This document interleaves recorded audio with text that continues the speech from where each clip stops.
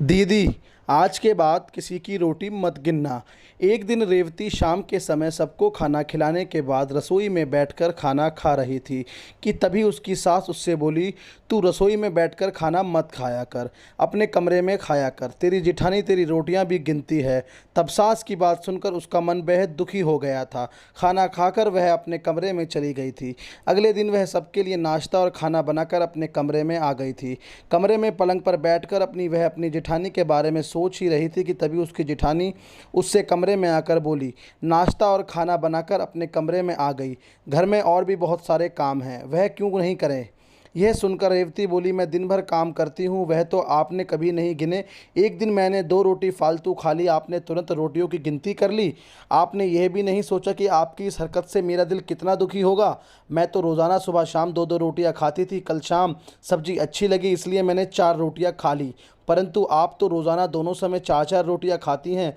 मैं खुद आपको थाली में परोस कर देती थी। मैंने तो कभी किसी से नहीं कहा कि आप 4 रोटियाँ खाती हैं। फिर आपने मेरी रोटियों की गिनती क्यों की? काश आप मेरी रोटियों की गिनती करने के बजाय मेरे काम की गिनती करती तो मुझे बहुत अच्छा लगता। शर्म आ रही है मुझे आपकी ऐसी हरकत पर।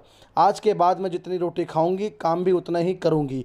मैं रोज़ाना 2 रोटी खाती हूं तो काम भी 2 ही करूंगी। रेवती की बातें सुनकर उसकी जिठानी घबरा गई थी। उसे लगा अब घर का सारा काम उसे ही करना पड़ेगा। इसलिए वह रेवती के सामने हाथ जोड़कर बोली, माफ़ कर दो मुझे, मैं अपनी इस गलती पर शर्मिंदा हूँ। मुझे नहीं पता था सासू माँ यह बात तुम्हें बता देंगी। मैंने तो वैसे ही उनके सामने बोल दिया था। आज के बाद मैं ऐसी गलती कभी नहीं करूँगी। प्लीज़ माफ़ कर दो मुझे। ऐसा कहकर उसकी जिठानी ने रेवती के सामने अपने दोनों हाथ जोड़ दिए थे। तब अपनी जिठानी के मन में पश्चाताप की भावना देखकर रेवती बोली, दीदी आज के बाद किसी की रोटियां मत गिनना। खाते हुए इंसान की रोटियां गिनना बहुत गलत बात है। बहुत दुख होता है जब कोई किसी के काम गिनने की बजाय उसकी रोटी गिनता है। आपको अपनी गलती का एहसास हो गया है, यह देखकर मुझे अच्छा लगा। अब मेरे मन में आपके प्रति कोई गिला शिकवा नहीं है। मैं थोड़ी देर बाद घर का बाकी काम कर लूँगी, आप चिंता मत करो।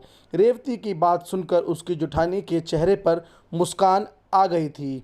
प्यार से उसने रेवती को गले लगा लिया था। आज भी हमारे समाज में बहुत से लोग ऐसे होते हैं जो खुद तो कुछ भी खा लेते हैं, परंतु अगर कोई पेट भर कर भी खाना खा ले तो उसे देखकर जल जाते हैं।